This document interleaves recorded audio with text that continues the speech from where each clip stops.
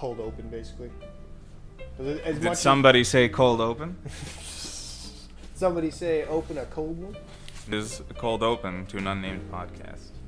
An unnamed podcast. Going to be about lots of different things, but the first topic we're going to try to focus on is the different limited items that fast food places want to put out and try to scam you on. Yeah. Because each limited item, the whole like concept of the limited item, right, is that somebody in the fast food place is like, hey, we're going to bring something outside that we don't normally serve on the menu. We're going to give it to you, and for that reason, we're going to charge you extra.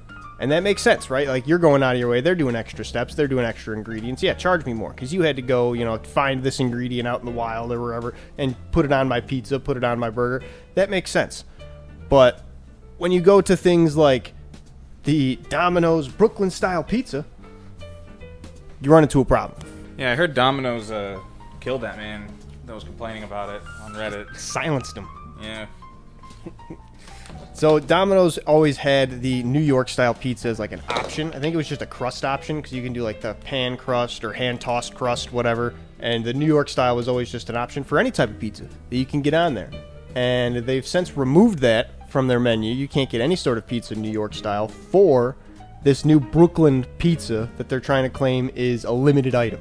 And they're charging you more for it because of said limited item. Even though there's not doing anything special, they're not adding anything. They're just making the pizza a different way that they didn't feel like making, like on the usual anymore.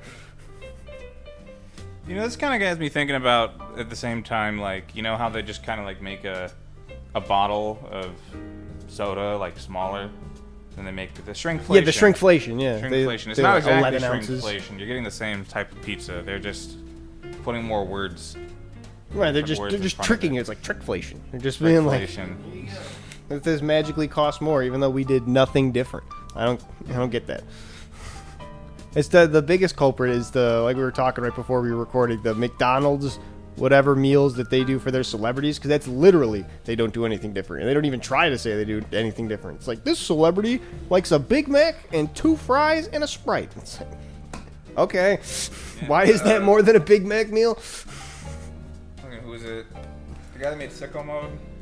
Sicko Mode? Is it Travis whatever the heck? Travis Scott. Yeah. He likes extra pickles, I think. Right, and it's just like, well, you can just like get the that. Whole thing. I don't...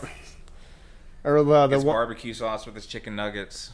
Right. Oh, man, how unique. He puts nuggets on the Big Mac. Whoa. That was actually a much worse, much more egregious marketing campaign I saw from McDonald's, where they decided that they were going to put out advertisements for the Land, Air, and Sea, which is basically they say you should buy a McDouble, a McChicken, and a fish fillet. And you have to put it together yourself after purchasing 3 separate sandwiches, and then you have a Land, Air, and Sea. This is also kind of a stolen idea from the older internet representation of this, which is the McGangbang. Yeah, it's the McDouble and a McChicken. Before they had I don't know if it was before they had the Big Mac, but I always knew it was the McDouble and McChicken. And it was like a not real secret menu item, but like... Yeah, something that you can make at home with a name that McDonald's would not endorse. Yeah, definitely did not want. Probably some viral videos back in the day of people trying to order, not really viral, but like just old internet videos of people ordering McGangbangs to the drive-thru and being like, oh, yeah. We said the gangbang word. They're stepping into a space I don't know if they want to be in with that. I mean, I haven't seen them... I don't get it. Ask us to buy multiple sandwiches to make our own sandwiches in a while. Right, that's such a weird thing. You're literally gonna do all of the things that like you have all the ingredients there, and you're just wrapping them separately, and then being like, "Hey, figure it out, fuckhead." Like, yeah. Well, why can't you just do the thing for me? What am I paying you for? Fun new McDonald's promotion. Please throw 4 pieces of bread into the garbage. It's called the Give Us Money promotion. You buy food, and then you just throw it out, and then you come around and buy it a second time, and you only eat that second food. And the trick of it is you give us more money, but you still get the same amount of food. Reminds me of a classic prank I thought of that I would just think about this and crack myself up when working the drive-thru at Taco Bell in high school. The prank is to, okay, first you go up to the talk box thing. You Right. order like a lot of food. You order like one of everything, and this has to be at one of those places that has 2 windows. Mm-hmm. So you go up to the first window, you pay for that food, and you leave. What? It's such an expensive prank. What a prank! And then everybody's just sitting with that giant bag of food, like, well, I guess it's gone now. We gotta throw it away. I don't know if they're gonna eat it. They're probably. I mean, they weren't expecting that, were they? I guess not. Pranked. That reminds me like of this newspaper comic. I forget even the name of the comic, but it was like of people that worked at a fast food restaurant, and it was like this kid who literally got that prank done onto him. Oh, geez, hold on. Technical difficulties. Well, it's more like practical difficulties. No, that's fair enough. It's real life difficulties. We were discussing. Oh, my that ultimate newspaper prank, comic. and then you. Yeah. It was literally that newspaper comic was literally just a prank of like these punk teenagers being like, "Oh, let's get $100 worth of food," and they pay him, and then like, whoops, they throw it away right in front of the guy, and then just walk out like, and high five. And I'm just like, yeah, like what kind of? Even back then, I was reading it as a kid, like, is that a prank? Like those Can guys you just stop spent them? a lot of money. No, but they lost. I guess I don't know how they win on that one. They got back in their car like, all right, now what do we do? Because we just spent all of our weekend funds probably on that prank. Mm-hmm. That's so stupid. I mean, but you got him. Yeah, you You did did get get it. him. It was a pretty unexpected prank. Yeah. Yeah. Speaking of Taco Bell, though, we weren't really talking about Taco Bell at that exact moment, but Yeah, you segue. had mentioned Taco Bell. Yeah, that's a segue if I've ever heard one. I'm just kind of mad with Taco Bell removing things in general. Yeah. Like, they do have their limited time items, but that's just kind of, like, weird. Like, oh, we're releasing this burrito that has Fritos in it. Right. And it's like, not like Fritos are out of season. Right, and the Fritos never time. left your menu. They were always on there for like different items, so it's not like you had to get an extra thing. Like you were talking about the Mexican pizza, like they took that off the menu and then they wanted to bring it back. Like, oh, man, Because limited time. Doja Cat asked them to. Did he really? That's why. Yeah, Doja Cat put out a song. And Oh. She's like, I miss the Mexican pizza. Taco Bell, you're a bunch of bitches for removing it. Something like that. I'll It's like LA Beast with find Crystal it. Pepsi. Yeah, that's actually much. That's. I love that actually works. Like, And it came back. he's basically like, PepsiCo, if you do not bring Crystal Pepsi back, I will continue to put your name on things and then vomit on them. Basically, yeah. What a And then I threat. will sell them and make money off of that vomit. Like you vomited on that painting and sold it. It went to charity, I'm pretty sure, but he sold it for like a couple $1,000s. Yeah. It's wild.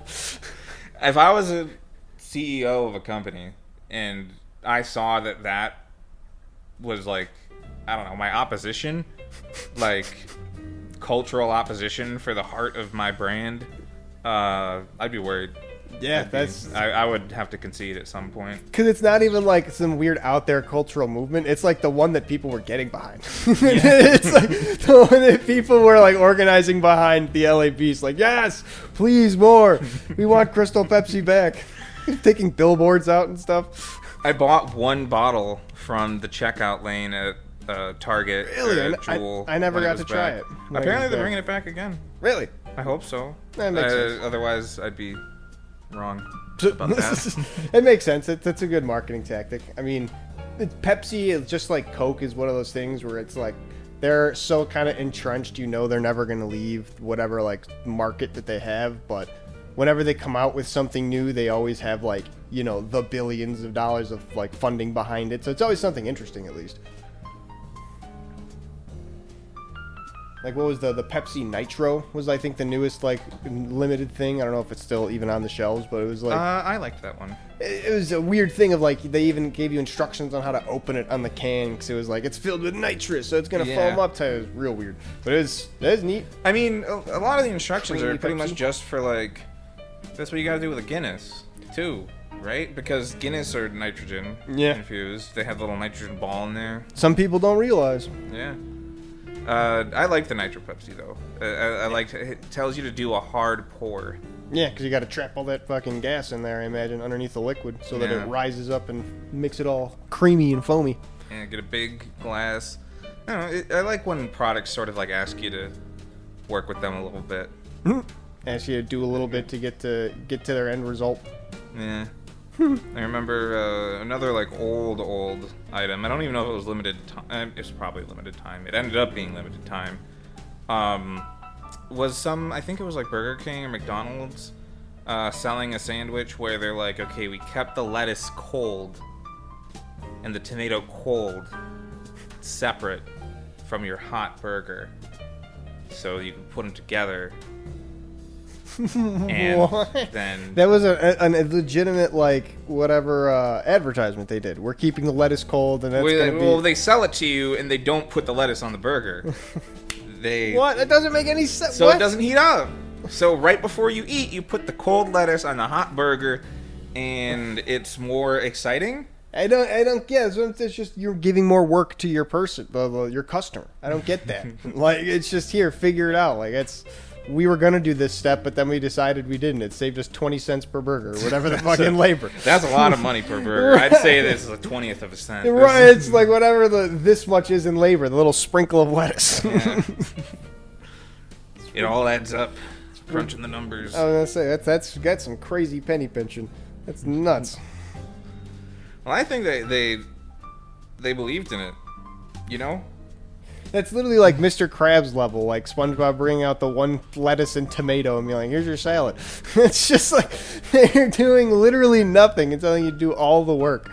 Just being like, yeah, well, here's all the pieces of the burger, put it together yourself. Like, that's what... Isn't it fun to build your own burger? We're going to give you all the ingredients. You can put whatever you want on there. It's like, no, this is not fast food then. Don't act like you're anything better than just give me this burger that I'm going to shove down my hole while I'm driving. It's a medium speed food. It's like you go to a restaurant and they give you like all these things like plated out and it's like, oh, that makes sense because you have like some exotic ingredients, like maybe they have aioli off to the side, like a couple different ones, like that makes sense. You know, add what you please. It's a $40 burger. You're going to get the experience. I don't want that out of a Burger King burger. I don't want any part of that. Another limited time item coming to mind, the Burger King Bacon Sundae. Ooh, I've never heard of that. They just put bacon bits on a sundae? Kind of. Bacon and caramel. Yeah. I mean, I actually never had it from Burger King. I kind of wish I did because I recognize at least bacon and maple is a really good combination. I've seen bacon maple ice cream, I think, before. I don't know if it was at Ben & Jerry's or if it was just at an ice cream shop. But they used to have a stall in the mall that I would go to in high school. And it was just a candied bacon stall in the center, you know, in between all the shops and stuff like that. And I also never bought anything from that. It's just kind of expensive. You know, I mean, it's a little bit boutique, especially when you're, like, kind of only selling that, like... Right, and it's at a mall store, so you know it's got to be, like, jacked up to be able to afford mall rent. Like, you go to an Auntie Anne's pretzel, it's like a hot pretzel. It's literally the same at, like, a fair. It's like $5 for it. It's like, Jesus. I go to, like, a concession stand at a basketball game at a high school, and it's $1.50. Because they're selling them at cost, because they don't really need to make that much profit off a concession stand there. Ooh, did that pick up on the mic? That was a big crack. Damn. Oh. Getting old. Yeah, I was gonna say. I don't think I cracked my back today. Oh. Getting old. It sucks. Well, you ain't getting younger. Get busy youngin' or get busy dying. You notice that Subway has tried to like kind of pivot away from the whole have it your way. Wait, no, that's Burger King. That's Burger King having your way. Subway is eat free. Yeah, eat fresh. But they still like their marketing was very organized on kind of the same idea of have it your way. Like customize your sandwich, whatever you want. They'd have like a commercial and it's like a kid doesn't get anything that he wants, but then he gets brought to Subway and he gets to pick exactly what he wants on a sandwich and he's all smiling and stuff like that. Boop, pick this one, get that. Yeah. That's why they have a much larger menu of sandwiches now that you're like supposed to not be allowed to change. Yeah, because I feel like as much as it's like a cool, I wouldn't even say gimmick, like cool idea to be able to get the sub exactly as you want. Sometimes you just want, hey, give me the number 2. All right, get on out of there. You know, it's like if it's good enough, like give me number 2, no onions, or give me number 2, no lettuce. It makes it a little bit quicker, streamlines it some, especially for some people that just aren't that picky, like they happen to like a Subway sandwich. Mm-hmm. But that's, speaking of Subway, they're another one of the things where like a limited time item, because they've tried it a bunch of different times, really just doesn't make sense because of that same thing of like, oh yeah, we got this special sandwich that you can really do nothing to, and then but it's the same ingredients that you have, right? It's not like you didn't make any new ingredients to bring them onto this line. Like, oh yeah, well, yeah. So it's just like you're just doing basically the same thing as McDonald's. Like, we got this new buffalo fire chicken sandwich. And it's like, yeah, but the buffalo chicken I could still get on my sandwich. Yeah. And I can get everything else on my sandwich too, just separately? Well, yeah. Why are you making this a thing then? Why did you just, like, someone's up in the lab at Subway, like, here, we got this new creation. Maybe they'll like it. Nobody's thought of this before. Doesn't make any sense. Yeah, it's just, it also just rubs me the wrong way that they basically say, like, no additions. Like, it kind of goes against the point. Do they really, on the, like, thing, no additions to it? I remember at least something about that where it's like they don't want you to do that, and I just feel like it's going to be less popular. Stupid. Also, it kind of makes sense to have set things like that if you're going to have to interact with, like, delivery apps and stuff. Yeah, that's what I was going to say, too. It probably makes it a lot easier for delivery apps like DoorDash. You can just order number 1, number 2, as opposed to somebody having to go in there and be like, ham, and then lettuce, light mayo, like reading everything off. We've also all definitely read some type of post on the internet in our time of somebody going to Subway and then ordering, like, an awful, like, impossible to wrap sandwich. Right, just so much different shit and all these different, like, no, I only want 1 sprinkle of salt and pepper and mayo on half of it and aioli on the other half type thing. Like, Oh, no, I'm talking about people going into Subway and being like, I want, like, every single sauce and cheese and then put it into the toaster thing for the highest possible setting. And then those are just masochists. Those are people that want to take advantage of what Subway's offering. They're just like, I can order people around, so I'm going to do it. Yeah, that people like fucking Chipotle. Yeah. Too, where people like order something that really is not going to fit into the tortilla, and they know that, and they're just kind of like making a hassle for like everybody there. Well, on the counter side of that, it should be. Because there's the classic Bo Burnham thing of like, if I had known you were going to just put all of that into the burrito, I wouldn't have ordered like these 6 other things. It should kind of be up to the person, like not to skimp on different things, but to like maybe ask beforehand, like, hey, how many ingredients is this going to be so I can portion this correctly? Because yeah, if you give someone the recommended portion of each thing, it's probably going to end up being over if it's 9 different things. But if you cut back the portion on each thing, you can probably still wrap it. So I'll put a little bit of fault on Chipotle, the corporation, not even the worker, because I guarantee you it's like, use this regulation scoop of each thing, or else someone's going to be like, you're gypping me on this ingredient, and make a fuss. Yeah. Sheffield. But I feel like I'm talking about a very specific type of person, like the Subway type person. Yeah, that just I wants to get understand why everything. They have the policies. It's just sometimes you go on the internet and you see something and it makes you mad. yeah, that's kind of how the internet goes, especially nowadays. It's kind of what they're banking on. Yeah. Like, I'm surprised we don't still have stuff like the milk jug challenge. Yeah, I think challenge. Yeah, challenge videos I think in general are just kind of have gone back to the wayside, because it was always like the cinnamon challenge, the Sprite banana challenge. There's always those different eating and like body challenges. Now they're just getting to be like weird, dangerous TikTok challenges that kids are doing. Well, I mean, the milk jug challenge was kind of just vandalism. Like, you would take a milk jug in a like grocery store, and then you would pretend to trip, and you would slam it at the ground. I thought you were saying explode it everywhere, and then you'd be like, oh, ow. So no one can get mad at you, and that just pissed me off. Yeah, so no, much. that's stupid. I thought you were talking about like trying to chug a gallon of milk or whatever. No, I did that back at a house meeting in Triangle. It was me and Calvin, and we were both going to drink a half gallon of chocolate milk. Why? At the house meeting. We don't have reasons for these things. I was asked if I wanted to. I was going to say, it wasn't even like, I bet I can drink this chocolate milk faster than you or anything. It was just, hey, you want to drink a half gallon of chocolate milk? And you were convinced that was it? I was like, we're doing this? All right. I mean, I'm not doing it alone. I mean, we each had our own half gallon. It's all that it takes. Yeah. So, that's awesome. It was not comfortable. I will say that much. Another thing I was thinking about Subway is that Subways around here in Chicago have like a local favorite thing, and it's like buffalo chicken. Mm-hmm. Is that like, do Subways just kind of have like a little space on their menu to add like one or two things that are supposed to be a local favorite? Like, are there Subways that don't have buffalo chicken as an option? Protein? I went to Subway in Puerto Rico when I was over there, because there was one just right by the B&B we were staying at, and one of the nights it was real late and Subway was one of the only things open, so we're like, fuck it, just go walk over there and grab some. And they did have buffalo chicken on the menu.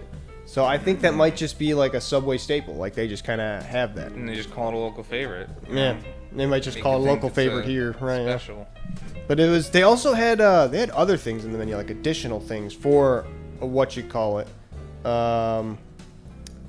Like local, now I wouldn't say local favorites because they weren't like advertised as that. It was just like they had different types of lunch meat. Like I remember, what was the one? Not salami, but it was Capicola? No, it was the P1. Was it like prosciutto? Is that a meat thing? Prosciutto is like a cured, like thinly sliced. Yeah, the really thin. Ham. Yeah. They had that as like an option for like a meat thing, and I was like, weird. That's fancy. Right, I was like, that seems like a kind of a weird thing.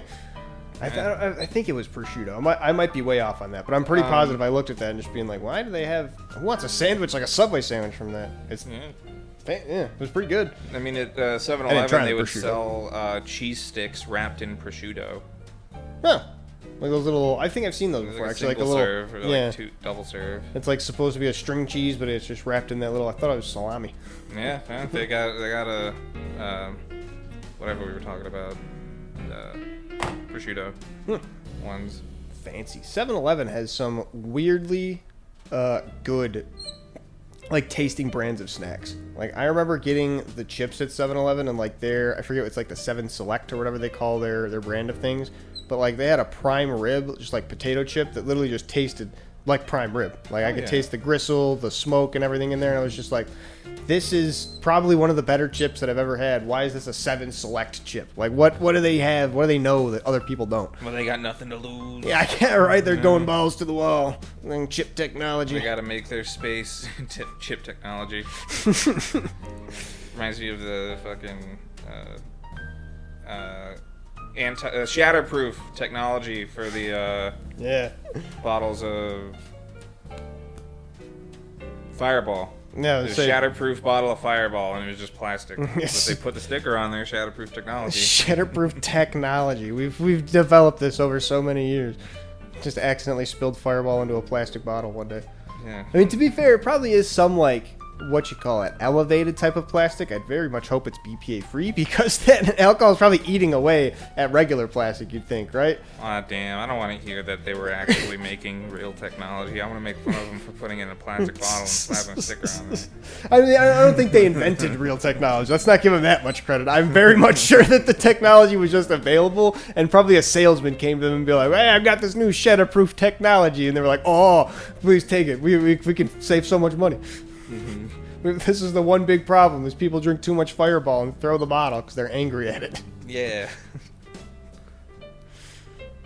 I do not miss drinking lots of Fireball. I feel like you either think Fireball is below average, or you have a Fireball phase, and then you think Fireball is not worth it. Yeah, that was definitely like before I really knew or had a lot of experience drinking most alcohols. After I got over vodka and just can't taste that anymore, Fireball was definitely basically just juice in comparison. So I was able to drink so much of it. And now just thinking back to the taste of it, like it just makes my gut churn. Mm-hmm. The thing I don't appreciate about Fireball is just how like syrupy it is as it goes down. I remember leaving shot glasses with little dregs of it, and it'll just be like crystallized in the morning. Yeah. It's like, oh shit, what is that doing in my body? It's like the hot Cheetos. You fucking eat them, and it just turns into sludge and poison inside your intestines. Yeah, sends fucking Lil Xan to the hospital, and everyone thought he overdosed. Nah, he just ate too many. Too many hot Cheetos. Had to tweet about it. Say, hey, don't worry, guys. That's crazy. That's their. It reminds me of the sour Skittles. Do you hear about that? That they got pulled off the shelves? I don't know if they can. I think they came back on, but. Yeah, I think I've seen them since. Or I don't know when this would have happened. I would think it was like a year ago at this point, but sour Skittles got recalled because they had like what you call it? I think it was like bits of metal dust in their sour dust or whatever, like metallic materials, where like it wasn't like food. So they had to, it was this sort of big thing, but of course it's like whatever company owns Skittles, the Mars Corporation, probably squashed it and be like, no, it's fine. Candy is not killing people. Yeah, of course not. Yeah, I remember that was a big thing of like sour Skittles were getting recalled for a while, and then no, they're back. It's fine. Yeah. Keep shredding your tongue. Fix your formula. Yeah, it does fucking shred your tongue. So coarse. Yeah. Like Captain Crunch. Cuts the roof of your mouth. I mean, to be fair, that's kind of the gimmick, right? It's never gets soggy. That's its whole point. So if it cuts the roof of your mouth, that just means it's working. It's not soaking up that milk and getting all mushy. I see. I should have read the warning label back in the day. Now I just eat Cheerios. Yeah, I usually go for Cinnamon Life or something like that. And it's not even that I'm like, oh, I'm old and boring now. I've always eaten Cinnamon Life and Chex and shit like that. I love it. Mm-hmm. Well, I really didn't like the more plain cereals, you know, the non-sugar bombs when I was younger. But then over time, I'm just like, you know, like, it's healthier. It's not terribly filling, you know. It's not an everyday meal thing, but, you know, it gives you energy. Gets you through the day. Yeah. Favorite things, chop up a banana, put it on top of the Cheerios. That was my grandma's favorite move with Rice Krispies. She put a little banana, maybe some strawberry slices in there, too. You can put fruit on, like, a lot of things that aren't, like, explicitly, like, not fruity. You know, you can put it on a cereal. I put fruit in salads, like, all the time. Nah, that was one I'm not the biggest fan of, especially like strawberry slices or things like that in a salad, especially if I'm going to have like, you know, croutons, carrots, a dressing, especially, then like vinegary at all. Like, I can't do a strawberry with that. That flavor just doesn't mesh. I think it's good. I definitely haven't used it in the most premier ways in the past. I'm just kind of like to go wild and free with that. Strawberries, walnuts, feta, or goat cheese. I kind of don't really like goat cheese. Yeah, cheese I'm not the biggest fan of in my salads either. Yeah. Well, I basically had something like this exactly from Culver's once, and I was like, you can put strawberries in a salad? And like a nice pomegranate, like vinaigrette would, you know. Yeah, it'd be a little sweeter. Yeah, no. I think it's a texture thing too, like a texture of a strawberry or something in a salad, or like a, what's the other one? Grape. Sometimes people use just kind of like, it's just too much chew. I like the crunch and I like the bite of a salad. I don't really like a soft chew in it. Shop feel. I've had grapes in chicken salad. Yeah, I think that was the one example I was thinking of, but I don't know if there was others. There might be grapes and what's the difference between an olive and a grape? Are they just completely different plants, or is it something? Incredibly so. Okay, I didn't know if it was like something they like you did something to harvest them different, or like, you know, like broccoli and cauliflower are kind of the same plant. They're different as well. I mean, like, are they? Are they the same? Are they the same like species? I mean, broccoli and cauliflower are similar. What's like, that one in the plant same that's like way 9 vegetables? I think it's called brassica. But they'd be really closely related to like a Brussels sprout too, or a cabbage, you know? Mm-hmm. I think broccoli might be the more divergent plant from like that main family as opposed to cauliflower, because it has like all those little itty bitty flowers. Right. Cauliflower is kind of a more solid creature. Well, I'm trying to think. There's like one plant that's literally like it's 9 different vegetables, to where you'd be like, well, yeah, okay. Well, yeah, I mean, think you it got is. broccoli, You're right. you It's got Brussels sprouts, cabbages, kale, cauliflower, and kohlrabi. Yeah, and it's all just like literally the same exact type of plant, but it's just you harvest a different part of it. So they are the same plant. It's more like you selectively breed for different fruiting bodies. Because they're both. It says broccoli and cauliflower are both flower buds, so you're probably right. Is it's just different like types to breed them as. Mm-hmm. But the Brussels sprouts are the lateral leaf buds. Cabbage, yeah, it's pretty neat. It's one of those things where like that kind of knowledge was definitely like one of the first things figured out of like how do we use all parts of the plant type deal to figure out how to eat them. Mm-hmm. Pretty neat. I also like I think it's called the Three Sisters, was like a very old planting technique that, if I remember correctly, it was taught to American settlers by Native Americans. Basically the idea of like planting 3 different plants in very close proximity, like some type of grain, some type of bean that can climb the grain stalk, and then like a third, like a squash or something like that to cover the roots. Oh, interesting. The system. And you bury fish in there to fertilize the land. Right, so like all the plants kind of work together, so like they can defend each other, sort of deal. Yeah, kind of neat. Yeah, and they like probably just take different nutrients out of the ground, or yeah, and so they don't like rob it, as long as you like keep fertilizing it the right way, keep having your cows shit on there. Yeah. Speaking of that, did you know that like mushrooms are like 90% of their whole like body is like underground and stuff? Yeah, they talk to each other with their roots. It's crazy. That's what you see is called the fruiting body of the mushroom. It's like they just stick that little part out and then they make like spores out of it. Send out their spores, yeah. That's crazy There's a to couple think. of like macro, bio, whatever's. Like it's just like some giant fucking mushroom is like the largest living being. Yeah, the mycelium. Yeah. It's wild to think. You think they can go across the ocean with things like that? How far do you think spores travel? Think mushrooms are communicating across the continents? Well, I mean, they don't. It would have to be underground if it were to be Direct like one communication. continuous, like. You think they have? You think mushrooms are that old? Are they beneath the seafloor? That'd be fucking wild. I think that'd be crazy. Right? I think there'd be too many movements down there. Something would break. Maybe there was one giant mushroom, and it just kind of got broken into 2 giant mushrooms. I think that is the plot of the Resident Evil Village for like the T virus. It's basically like one big like thing was the mycelium that's always kind of been there. Funny enough, that's just kind of what it made me think of. But unfortunately, I think we're both wrong. So I'm also remembering that our friend Jacob French told me that beneath the surface of the ocean is just bees. That would make sense. Yeah, it's just Earth is full of bees. So you ever just hear like a low hum? That is not tinnitus. It's the bees. They're getting close to you. As a high pitched hum. The more you recognize it, the more they recognize you. Yeah, so don't think about it. They're coming. They can tell when you're listening. I think that was like a creepypasta of like if you ever hear like basically like tinnitus or anything like that sounds kind of like a lot of muffled speech, and it's like you can train yourself to hear that better, but be warned, the better you hear them, the better they can hear you. Things like that, and it's like, it's crazy. That's definitely just schizophrenia. I mean, it's a creepypasta, Yeah, I mean, like, imagine having schizophrenia and reading that, you'd probably just, like, lose it. That'd probably be the straw. Be like, God, they knew they were out there. This person knows. Like, obviously, you'd be able to have, like, a grip of what a creepypasta is. But, like, early internet before, like, when creepypastas was just like, yeah, we'll believe that they're real, because why not? That would be very scary. Thinking SpongeBob or Squidward actually died. Yeah, they put a reference to Squidward's suicide in the actual show. No, they did not.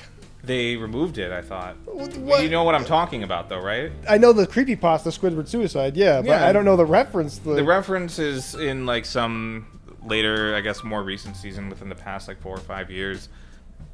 They were opening a bunch of, like, wacky doors, and they were whacking things behind them, and one of them was an image that had a similar...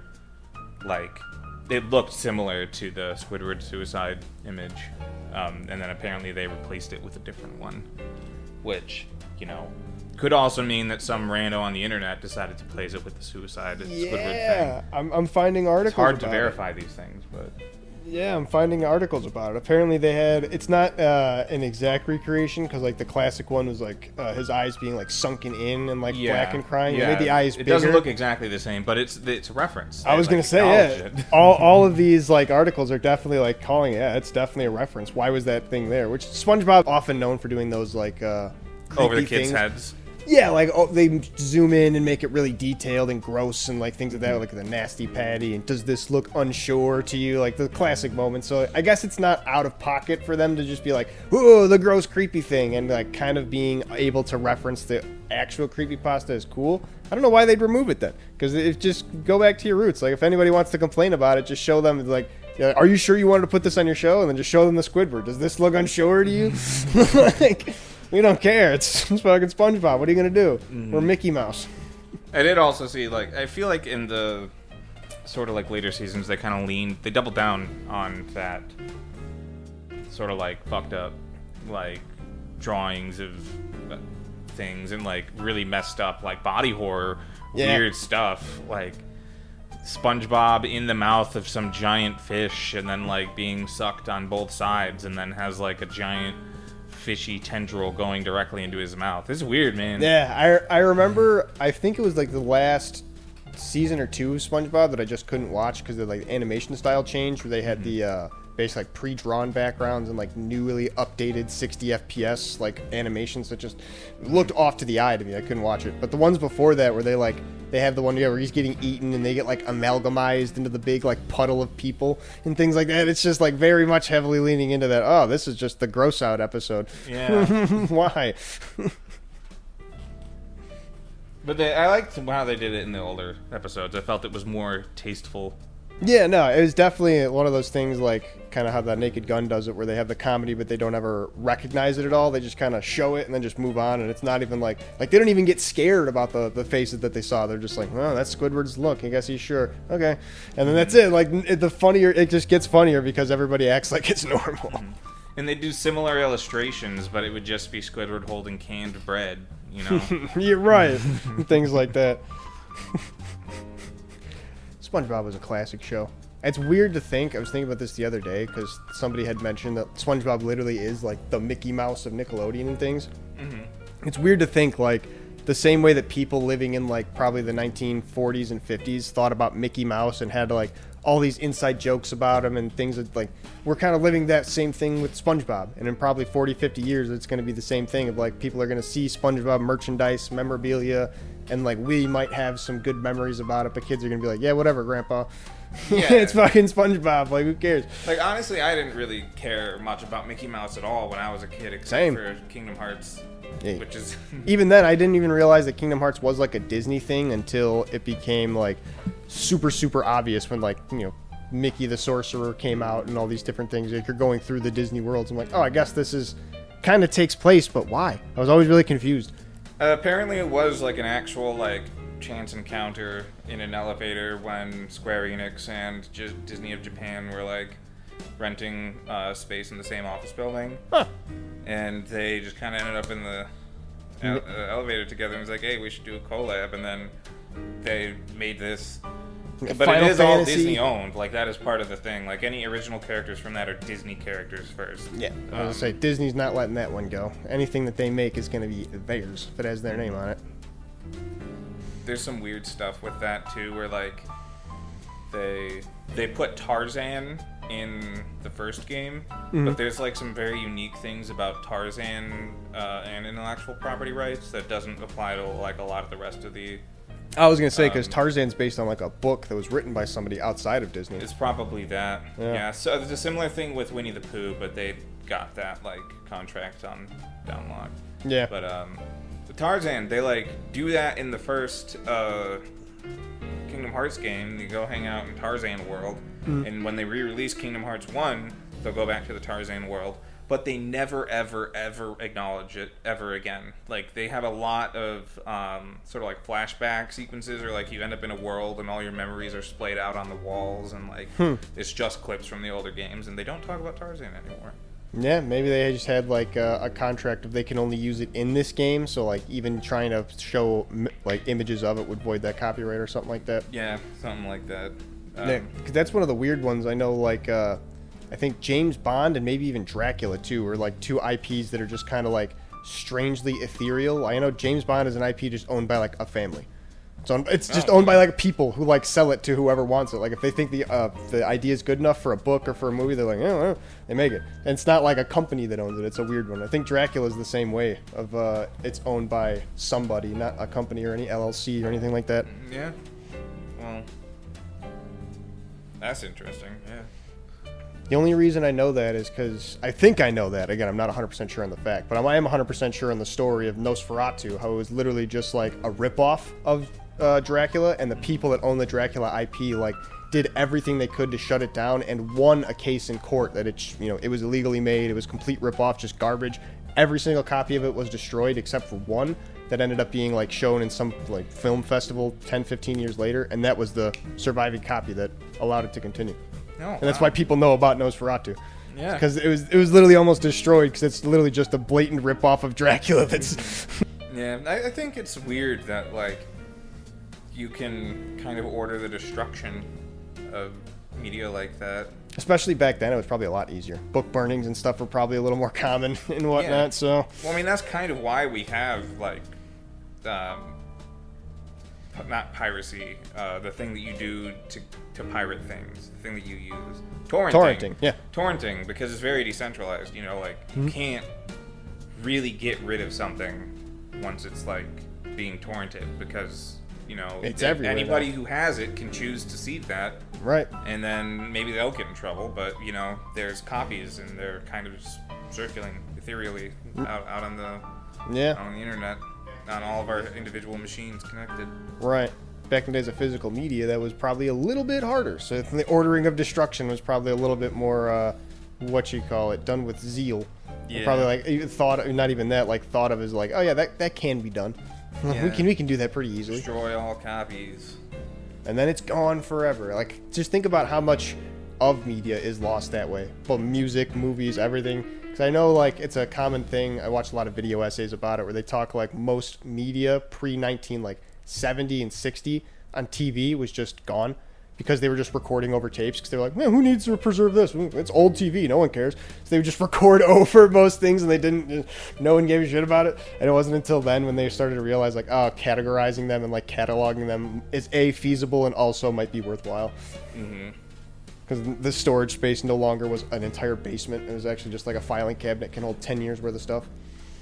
That also reminds me of something you told me before, Betamax. And how there was like WWE and a competitor or something like that, and one of them chose to store all their stuff on Betamax, and the Betamax lost the DVD Betamax War. And I was gonna say it was TNA. I think it's a famous story. They had all of their backup for things stored on Betamax, and yeah, Betamax is literally like a dead format. It lost the DVD. So when WWE bought like the rights for TNA and all that, they just got the backlog catalog for their Betamax tapes, and they were like, "What? We can't even do anything with this."